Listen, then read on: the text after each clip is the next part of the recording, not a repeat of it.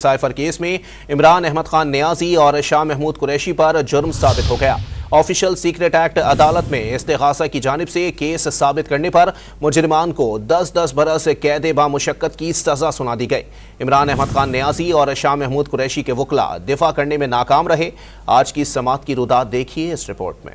Official secret act की खुसूसी अदालत के जज अबुल हसनात जुल्करनैन ने साइफर केस में बानी पीटीआई और शाह महमूद कुरैशी को 10-10 साल कैद बामुशक्कत की सजा सुना दी। समाअत के आगाज पर मुल्जिमान को दफा 342 के तहत सवालात पूछे गए। शाह महमूद कुरैशी ने सवालनामे का जायजा लेने के लिए मोहलत की इस्तदा की, जबकि बानी पीटीआई अदालत के रूबरू बयान रिकॉर्ड कराने के लिए रोस्टम पर जा खड़े हुए। बानी पीटीआई ने जवाब दिया कि साइफर वजीर आजम ऑफिस आया था, जिसकी सिक्योरिटी की जिम्मेदारी मिलिट्री सेक्रेटरी और प्रिंसिपल सेक्रेटरी की थी। पीएम ऑफिस की सिक्योरिटी की जिम्मेदारी वजीर आजम की नहीं होती। साबिक वजीर आजम ने मजीद बयान दिया कि साइफर गुम हुआ तो मिलिट्री सेक्रेटरी को सख्ती से इंक्वायरी की हिदायत की। मिलिट्री सेक्रेटरी ने इंक्वायरी करके लाइल्मी का इजहार किया। इस मौके पर जज अबुल हसनात जुल्करनैन ने बानी पीटीआई से इस्तफसार किया कि खान साहब, आपसे आसान सा सवाल किया है कि साइफर कहाँ है। बानी पीटीआई ने जवाब दिया कि बयान में कह चुका हूँ कि नहीं मालूम कि साइफर कहाँ चला गया, जिस पर जज अबुल हसनात जुल्करनैन ने दोनों को 10-10 बरस कैद बामुशक्कत की सजा सुनाई और उठकर चले गए। इस मौके पर शाह महमूद कुरैशी ने जज से मुकालमा किया कि उनका तो बयान ही रिकॉर्ड नहीं हुआ।